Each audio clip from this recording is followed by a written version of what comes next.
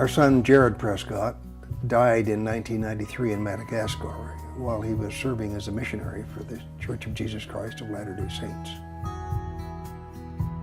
He really loved helping other people. He always loved children. At the time of his passing, he was involved with an orphanage. There's a couple of paragraphs in a sentence that his mission president sent. The children would jump on Jared, and he always played with them. Even though they were dirty and their clothes are rags, he would hug them.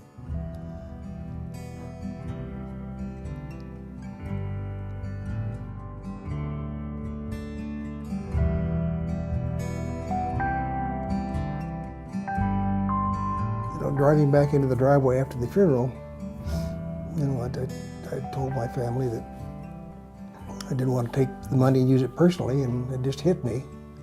It's about the kids now, and it's about helping. Right after his death, Trudy and I, because of my background as a CPA, went out and formed the Jared Prescott Charitable Trust.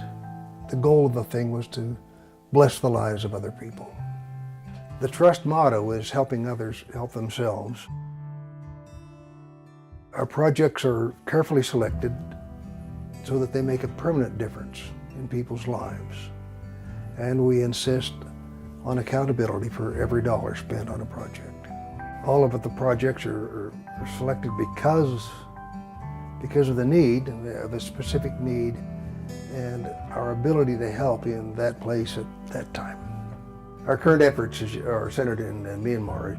Our friends and neighbors, Clarence and Jane Jones, served a humanitarian mission there for 2 years.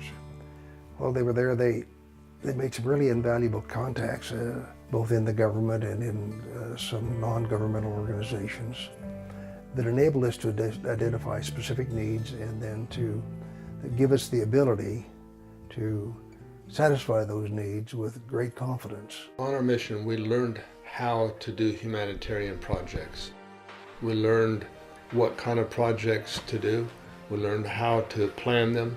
And maybe most importantly, we had made some contacts over there with a couple of really credible, high character organizations.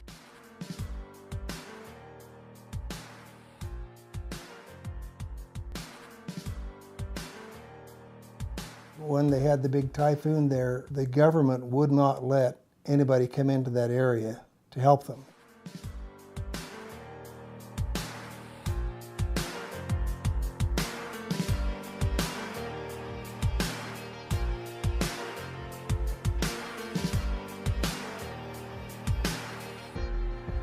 Clarence had the contacts.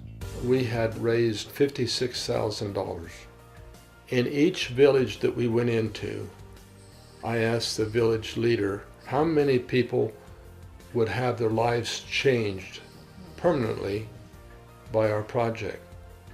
And when we came home with that $56,000, we had lifted the lives of 26,000 people.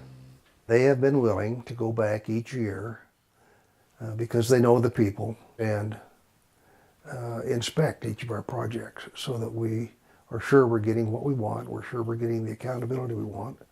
Now, we went with them last year and it was a great experience. We'll probably continue to go with them.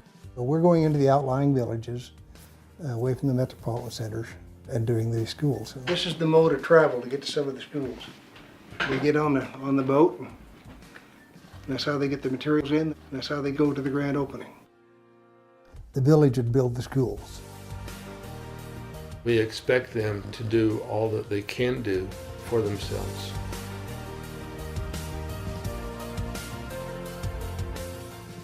It's their school when they're done. They have ownership in it.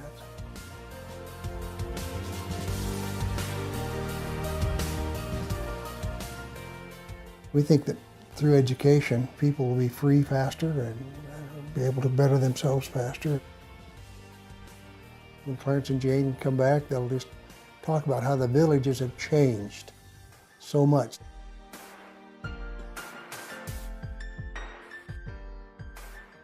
Here's a picture of the official ceremony. And it's a big thing at these villages when they come to do the grand opening.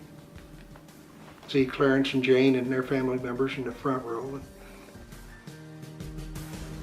coming back with that accountability that the project has been done is so important to us. As we walk into their village, the entire village will be there to greet us. The whole village, with warmth and laughter and appreciation. It's humbling. Where's the well? The well is about right there. The ox cart ride in there to get there was memorable. This village are more poor and working the farming or the one day look at. It's fun. They are working the battery and farming. Their only source of water is to dig out big, large reservoirs in the ground to catch rainwater. And that water gets green with algae and stagnant. And it doesn't have a fence around it, so the water buffalo wade in there, and they come there to drink, in addition to the people dipping water out of that pond in their buckets and carrying it back to the village. It's just awful.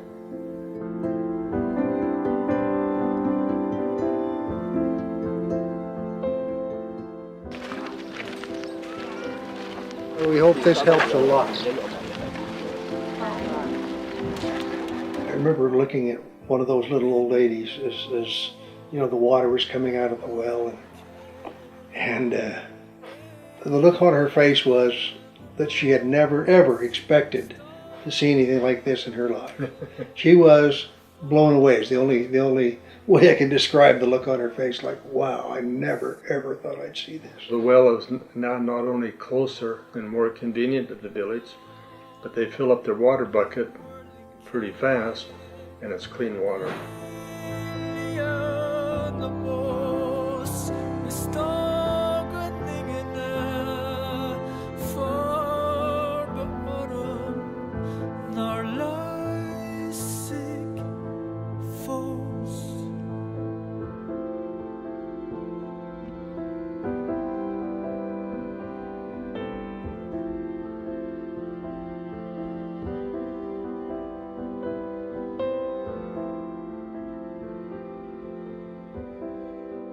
There was just little wooden benches in here for them to sit on, and this is where they were.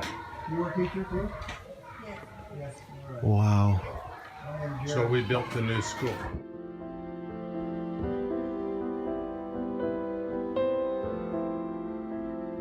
Learn quickly. I didn't shake your hand. I didn't shake your hand.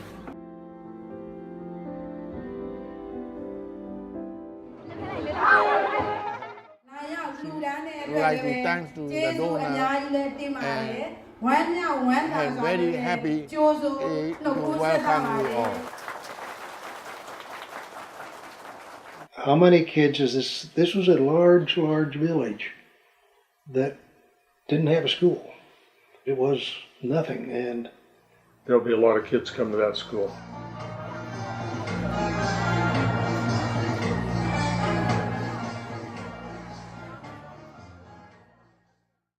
Considering that we know how to go over there and do the projects, and we have the contacts over there to accomplish the projects, and there are people who are willing to contribute to make those projects happen, how can we not go back?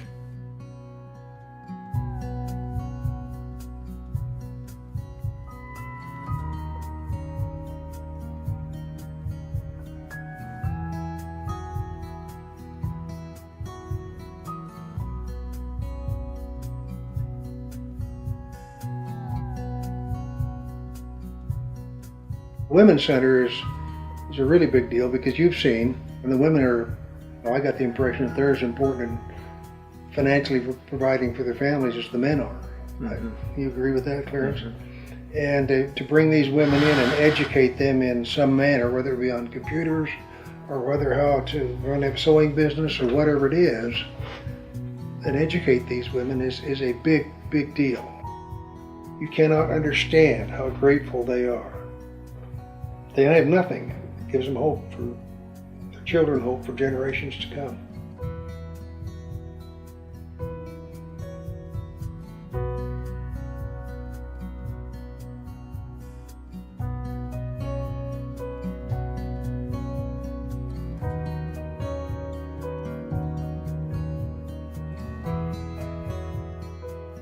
One thing that we've really found is it doesn't take very much to do a lot of good.